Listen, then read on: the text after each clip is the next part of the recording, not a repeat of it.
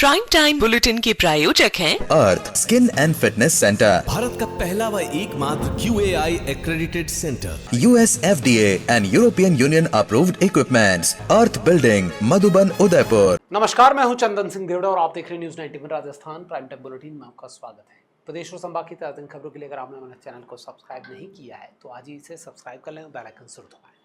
चलिए खबरों का सिलसिला शुरू करते हैं। सबसे पहले नजर डालते हैं की टॉप हेडलाइंस। हेडलाइन के प्रायोजक हैं आरके प्रॉपर्टीज एंड कंसल्टेंट आपके लिए आरके प्रॉपर्टीज लाए हैं। आरके कनक एलिट्स ढीकली उदयपुर में रेडीमेड 3 BHK होम्स सिर्फ 55 लाख में। बेहतर लोकेशन, गेटेड सोसाइटी और फैमिली के लिए कंफर्टेबल लाइफस्टाइल के साथ अब अपनों का घर है बिल्कुल ready. Visit RK property and consultant, तीतड़ी, उदयपुर। नांदेश में स्कूल में मामूली कहासुनी के बाद छात्रों में हिंसक झड़प, भारी युवकों को बुलाकर स्कूली छात्र से की बेरहमी से मारपीट। उदयपुर में शादी के नाम पर हुई धोखाधड़ी, ससुराल से लाखों के गहने और नकदी लेकर फरार हुई लुटेरी दुल्हन, गैंग भी गायब। बदमाशों ने एक ही रात में आधा दर्जन स्थानों पर की चोरी की वारदात, मंदिर, दुकान और सरकारी भवन को बनाया निशाना। बांसवाड़ा में कांग्रेस की ओर से ओबीसी शक्ति सम्मेलन का आयोजन, चुनाव से पहले मास्टर स्ट्रोक बीजेपी पर लगाए, ओबीसी को तरजीह नहीं देने के आरोप। उदयपुर जिले के सायरा ब्लॉक में मामूली कहासुनी के बाद एक स्कूली छात्र पर भारी युवकों ने हमला कर दिया है। हमले के दौरान इस छात्र के सिर में गंभीर चोट आई है, जिससे वो लहूलुहान हो गया है। स्थानीय लोगों ने घायल छात्र को अस्पताल पहुंचाया, जहां उसका उपचार किया जा रहा है। सूचना पर सायरा पुलिस मौके पर पहुंची और फरार आरोपियों की तलाश में पुलिस टीम जुटी हुई है। सायरा के नांदेशवा सरकारी स्कूल परिसर से जुड़ा यह मारपीट का मामला है, जहां मामूली विवाद ने हिंसक रूप ले लिया। प्रारंभिक जानकारी के मुताबिक स्कूल में हुई कहासुनी के बाद दो छात्रों ने बाहर के कुछ युवकों को बुला लिया। इसके बाद स्कूल के एक छात्र पर हमला कर उसको बेरहमी से पिटाई कर दी। छात्र के सिर में गंभीर चोट आई है। सूचना पर पुलिस मौके पर पहुंची, घायल को अस्पताल पहुंचाया गया, जिसका उपचार चल रहा है। आरोपियों की तलाश में पुलिस की टीमें जुटी हुई है। छात्र पर हमले के बाद उसके परिवार के लोग भी स्कूल पहुँच गए और घटना की जानकारी जुट गई। प्रत्यक्षदर्शियों के मुताबिक आरोपियों ने ताबड़तोड़ हमला किया। हमले की वजह मामूली कहासुनी बताई जा रही है। आपको बता दें कि इस तरीके का मामला धानमंडी क्षेत्र में भी हुआ था और एक छात्र की हत्या हो गई थी। ऐसे में पुलिस को इस मामले को गंभीरता से लेना चाहिए और दोषी छात्रों के खिलाफ कार्रवाई करनी चाहिए।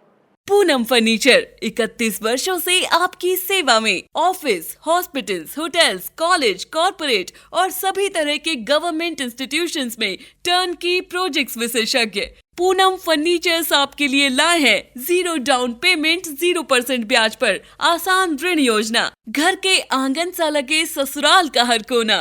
पूनम फर्नीचर के बिना बिटिया ससुराल न जाए। Poonam furnitures, Hiranmagri, sector 5, main road, Udaipur. Udaipur के ममाता थाना क्षेत्र में शादी के नाम पर ठगी का एक बड़ा मामला सामने आया है। यहाँ एक गिरोह ने पीड़ित के बेटे से शादी रचाई और उसके बाद घर में रखे सोने चांदी के जेवरात और मोटी रकम समेटकर फरार हो गए। ठगी का शिकार हुए पीड़ित बुजुर्ग ने अब थाने में नामजद आरोपियों के खिलाफ शिकायत दर्ज कराई है। इस बुरे मामले का खुलासा तब हुआ जब फतेहपुरा के रहने वाले 65 वर्षीय पीड़ित रूपलाल पालीवाल ने ममाता थाना पुलिस में आपत्ति सुनाई। पीड़ित ने शिकायत में बताया कि अभियुक्तों ने एक सुनिश्चित साजिश के तहत उनके बेटे के साथ शादी का नाटक रचाया था। विवाह होने के कुछ समय बाद ही आरोपी दुल्हन और उसके साथी पीड़ित के घर में रखी हुई नकदी, कीमती जेवर मौके से लेकर फरार हो गए। इस तरह उनके साथ धोखाधड़ी की गई। इसमें कई लोग शामिल हैं। पुलिस रिकॉर्ड के मुताबिक मामले में कुल 8 अभियुक्तों को नामजद किया गया है, जिनमें पुरुषोत्तम आचार्य, नीरज जैन, शीतल देवी, किरण देवी, रानी देवी, विक्की सिंह, नीरज सिंह और राघव शामिल है। इन सभी आरोपियों ने मिलकर इस वारदात को अंजाम दिया है, ऐसे आरोप रिपोर्ट में लगाए गए हैं। पुलिस मामले की जांच कर रही है। इसकी जांच ASI किशन सिंह को सौंपी गई है। उदयपुर जिले के सायरा थाना क्षेत्र में मंगलवार देर रात चोरों ने कई स्थानों पर वारदात कर दहशत फैला दी। नांदेशवा गाँव में 4 मंदिरों के ताले तोड़े गए, जबकि पानेर के थोप में एक दुकान और सरकारी भवन को भी निशाना बनाया गया। जैन मंदिर के CCTV कैमरे में 2 संदिग्ध कैद हुए हैं। घटना से ग्रामीणों में भारी आक्रोश है। उन्होंने लगातार हो रही चोरी की वारदातों को लेकर पुलिस गश्त पर सवाल खड़े किए हैं।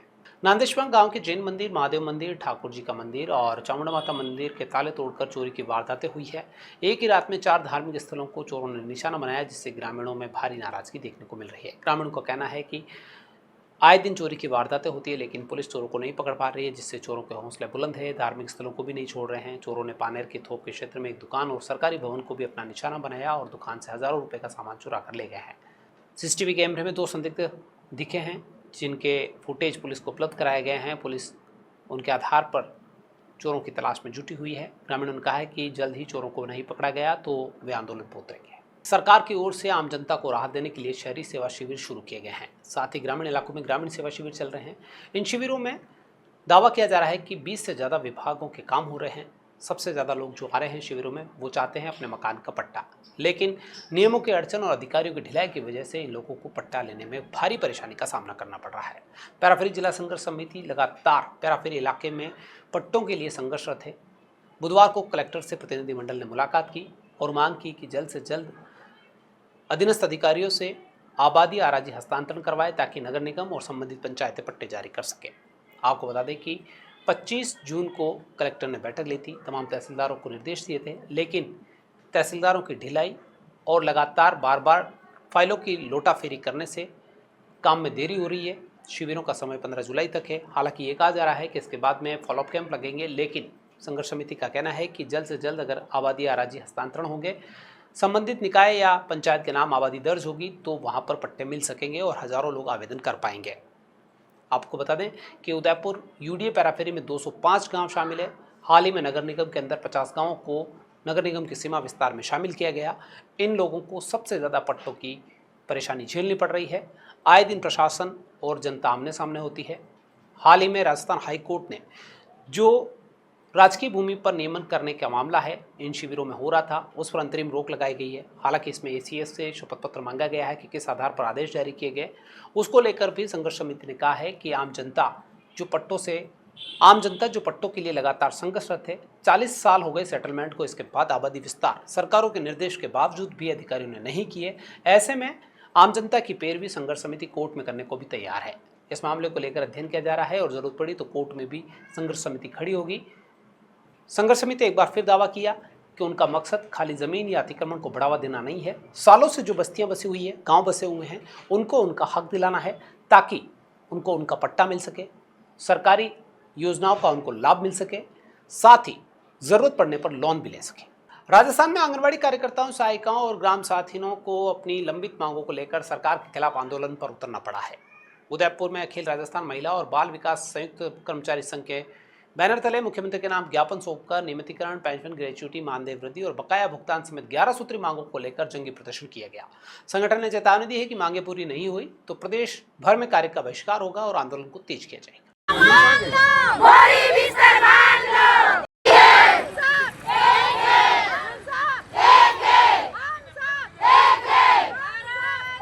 बुधवार को लंबे समय से अपनी मांगों के समाधान का इंतजार कर रही आंगनबाड़ी बहनें कलेक्ट्रेट पहुंची और जंगी प्रदर्शन किया। करीबन 2 घंटे तक कलेक्ट्रेट का घेराव किया और नारेबाजी की।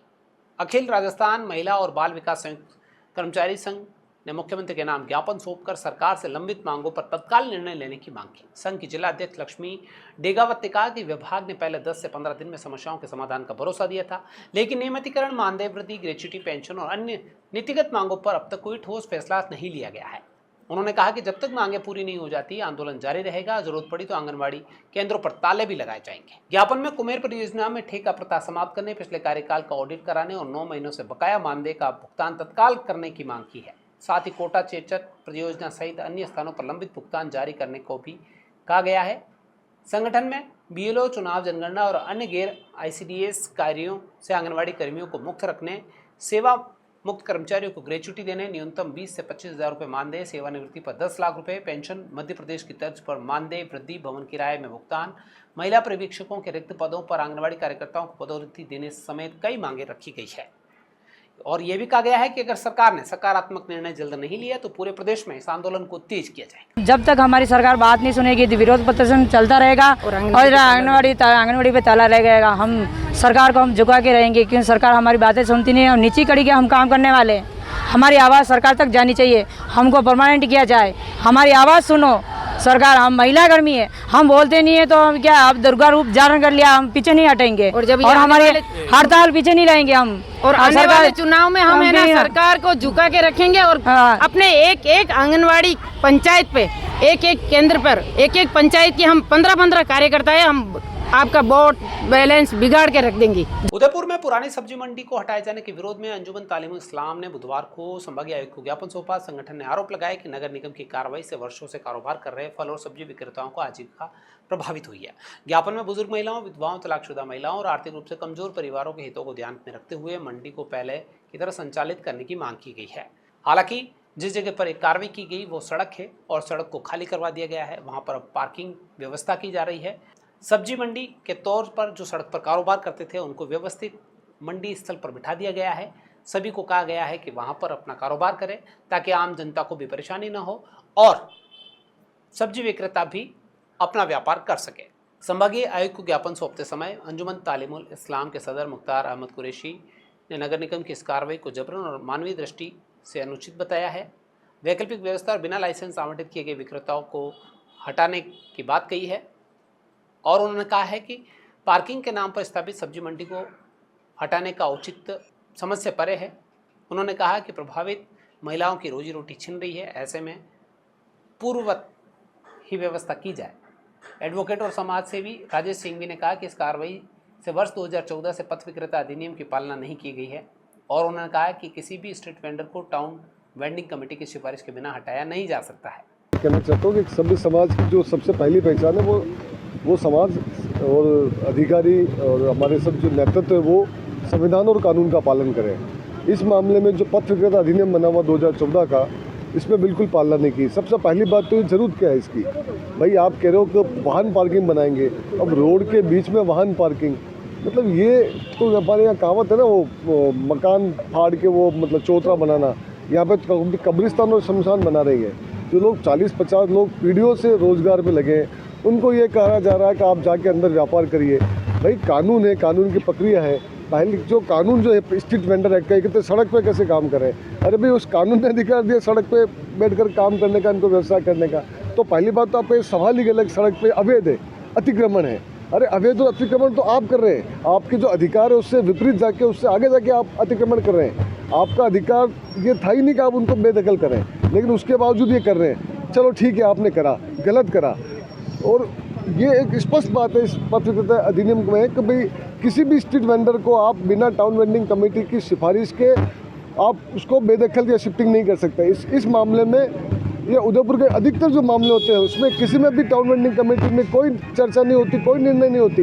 इनकी मन मर्जी आई, उसको अतिक्रमण माना, अवैध कब्जा माना, उसको उखाड़ के फेंक दिया। कलेक्टर साहब ने जिस तरह से व्यवस्था होती है प्रशासन की, लेटर ले लिया, समझ लेंगे, देख लेंगे, उसके बारे में आगे इंक्वायरी करेंगे। किसी तरह का कोई बात होगी तो उसका जवाबदेही होगी। जवाबदेही क्या होती है, कलेक्टर साहब को भी दिया है, हमने कमिश्नर साहब को भी दिया है। कल वही लेटर कलेक्टर साहब को भी कॉपी दी है, अपना वक्तव्य दिए हैं कि किन कारणों की वजह से इसको आया गया है और बिना लाइसेंस अलॉट हुए हुए आप जो ज़बरदस्ती करके अंदर कैसे धकेल सकते हैं। कलेक्टर साहब ने सिर्फ यही कि ठीक है, मैं अभी इस मैटर को दिखवाता हूँ, देखता हूँ, यह समझ। चित्तौड़गढ़ में राष्ट्रीय क्रांतिकारी दिगंबर संत पुलक सागर महाराज ने धार्मिक स्थलों में दान चोरी की घटनाओं पर लेकर चिंता जताई है। समाज को धर्म और संस्कारों के प्रति जागरूक रहने का उन्होंने संदेश दिया है। पत्रकार वार्ता में उन्होंने कहा कि जब बुराई अच्छाई का रूप धारण कर सामने आती है तो उसे पहचानना सबसे कठिन होता है। उन्होंने बदलते सामाजिक परिवेश, पारिवारिक मूल्यों और युवाओं को धर्म से जोड़ने की बात कही। पत्रकारों से मुखातिब होते हुए चित्तौड़ में संत पुलक सागर महाराज ने रामायण का उदाहरण देते हुए कहा कि यदि रावण अपने वास्तविक रूप में आता तो माता सीता कभी उसके झांसे में नहीं आती, लेकिन साधु का वेश धारण करने के कारण वह छल करने में सफल हो गया। उन्होंने कहा कि वर्तमान समय में भी समाज को ऐसे ही छल और भ्रम से सावधान रहने की जरूरत है। पुलक सागर महाराज ने कहा कि आज का वातावरण धर्म और संस्कारों के लिए चुनौतीपूर्ण होता जा रहा है। यदि समय रहते समाज नहीं जागा तो आने वाली पीढ़ियां धार्मिक और नैतिक मूल्यों से दूर हो सकती है। उन्होंने लोगों से महापुरुषों के बताए मार्ग पर चलने और जीवन में त्याग, तपस्या, सदाचार को अपनाने का आह्वान किया। संत पुलक सागर महाराज ने आधुनिक जीवन शैली पर भी टिप्पणी की। उन्होंने कहा कि आज लोग सोशल मीडिया और व्हाट्सएप पर हजारों लोगों से जुड़े रहते हैं, लेकिन अपने परिवार के लिए समय नहीं निकाल पाते। उन्होंने कहा कि चित्तौड़गढ़ वीरों, त्याग और तपस्या की भूमि है और यहाँ के महापुरुषों का जीवन समाज को राष्ट्रभक्ति, धर्म और संस्कारों की प्रेरणा देता है। बुराई जब बुराई के रूप में आती है तो उससे लड़ना आसान हो जाता है, लेकिन बुराई जब अच्छाई के रूप में आती है तो उससे लड़ना बहुत मुश्किल होता है। रावण रावण के रूप में आता तो सीता का हरण कभी नहीं होता, लेकिन रावण जब साधु का रूप बनाता है तो सीता भी धोखा खाती है। तो जनता तो सीता बनी हुई है। तो मैं यही चाहता हूँ कि जो जिस तरह का वातावरण पूरे देश में निर्मित हो रहा है, अच्छे संकेत नहीं है। निश्चित ही ऐसा भी हो सकता है इन सब कार्यों को देख के कि हमारी आने वाला युवा पीढ़ी धर्म से वंचित हो जाए, धर्म से दूर हो जाए। बांसवाड़ा में कांग्रेस की ओर से ओबीसी शक्ति सम्मेलन आयोजित किया गया। सम्मेलन में पूर्व कैबिनेट मंत्री महेंद्रजीत सिंह मालविया, कांग्रेस जिला अध्यक्ष अर्जुन बामनिया सहित प्रदेश और जिला स्तर के कई पदाधिकारी शामिल हुए। इस कार्यक्रम को आगामी चुनाव को देखते हुए संगठन को बूथ स्तर तक मजबूत करने के रूप में देखा जा रहा है। ओबीसी समाज की राजनीतिक भागीदारी बढ़ाने और चुनावी रणनीति को लेकर इसमें मंथन किया गया। हरदेव जोशी रंगमंच में आयोजित कांग्रेस के इस ओबीसी शक्ति सम्मेलन में जिले भर से बड़ी संख्या में कार्यकर्ता और समाज के लोगों ने शिरकत की। ओबीसी प्रकोष्ठ के पदाधिकारी, जिला कांग्रेस के अध्यक्ष सहित प्रदेश के और जिले के कई नेता यहां पर मौजूद रहे। कांग्रेस के पदाधिकारियों ने कहा कि गांव-गांव और बूथ स्तर पर संगठन को सक्रिय करने के साथ साथ अधिक से अधिक लोगों को कांग्रेस की विचारधारा से जोड़ना होगा। सम्मेलन में भाजपा पर ओबीसी वर्ग की उपेक्षा करने के भी आरोप लगाए गए। वक्ताओं ने कहा कि ओबीसी समाज को लंबे समय से केवल राजनीतिक समर्थन के लिए उपयोग किया जा रहा है, लेकिन उसे आबादी के अनुपात में उचित राजनीतिक प्रतिनिधित्व नहीं दिया गया है। कांग्रेस इस मामले में ओबीसी का ध्यान रखेगी। उस कमेटी के अंदर मेंबर नियुक्त किया है, तो मैं हमारे पूरे ओबीसी के जो साथी हैं उनकी पूरी वकालत करते हुए हमेशा ओबीसी के साथियों को ज़्यादा से ज़्यादा उसमें भागीदारी दिलाने का काम करूंगा। और जब हमारी कांग्रेस की सरकार बनेगी तो हमारी सत्ता के अंदर भी उन्होंने पूरी भागीदारी उनको दी जाएगी, क्योंकि ये जो ट्राइबल एरिया है उसके आदिवासियों के बाद में आज ओबीसी की संख्या सेकंड नंबर के ऊपर है। तो हम चाहेंगे कि इस एरिया के अंदर भी हमारे जो ओबीसी के साथी हैं उनको सत्ता और संगठन के अंदर जहाँ भी मौका मिले उनको प्रतिनिधित्व दिया जाए, ताकि कांग्रेस पार्टी मजबूत हो। और आज जिस जोश के साथ में आप देख रहे हो, खाली मीटिंग में वैसे ही नहीं आए हैं, जो युवाओं के अंदर जो जोश है, जो बुजुर्गों के अंदर जोश है, जो ग्रामीण भाई हमारा पटेल जो उपाध्यक्ष है उसके अंदर जो जोश है, आगे आने वाला समय बांसवाड़ा के अंदर पंचायत राज निकायों के अंदर हमारा कांग्रेस पार्टी का बहुमत होगा और 28 के अंदर हमारे 5 सीटें यहाँ से जो है विधानसभा में जीत कर जाएंगे। चलते चलते फिर नजर डालें तब तक के टॉप हेडलाइंस पर। हेडलाइन के प्रायोजक हैं आरके प्रॉपर्टीज एंड कंसल्टेंट। आपके लिए आरके प्रॉपर्टीज लाए हैं आरके कनक एलिट्स, ढीकली, उदयपुर में रेडीमेड 3 BHK होम्स सिर्फ 55 लाख में। बेहतर लोकेशन, गेटेड सोसाइटी और फैमिली के लिए कंफर्टेबल लाइफस्टाइल के साथ अब अपनों का घर है बिल्कुल ready. Visit RK property and consultant, तीतड़ी, उदयपुर। नांदेश में स्कूल में मामूली कहासुनी के बाद छात्रों में हिंसक झड़प, भारी युवकों को बुलाकर स्कूली छात्र से की बेरहमी से मारपीट। उदयपुर में शादी के नाम पर हुई धोखाधड़ी, ससुराल से लाखों के गहने और नकदी लेकर फरार हुई लुटेरी दुल्हन, गैंग भी गायब। बदमाशों ने एक ही रात में आधा दर्जन स्थानों पर की चोरी की वारदात, मंदिर, दुकान और सरकारी भवन को बनाया निशाना। बांसवाड़ा में कांग्रेस की ओर से ओबीसी शक्ति सम्मेलन का आयोजन, चुनाव से पहले मास्टर स्ट्रोक बीजेपी पर लगाए, ओबीसी को तरजीह नहीं देने के आरोप। तो ये थी अब तक की खास खबरें। अपने स्मार्टफोन पर प्रदेश और संभाग की खबरों से अपडेट रहना है तो आज ही हमारे चैनल को सब्सक्राइब करें, बेल आइकन जरूर दबाएं। फिलहाल इस बुलेटिन में इतना ही। दीजिए पूरी टीम के साथ आप बने न्यूज़ 90 राजस्थान के साथ। टी टाइम में फिर मिलेंगे, तब तक के लिए मुझे दीजिए इजाजत। नमस्कार। प्राइम टाइम बुलेटिन के प्रायोजक हैं Earth skin and fitness centre, Bharat का पहला व एकमात्र QAI accredited center, US FDA and European Union approved equipments, earth building, Madhuban, Udaipur. ये है चैनल 91 प्लस नेटवर्क और आप देख रहे हैं न्यूज़ 91। न्यूज़ 91, आवाज हम सबकी।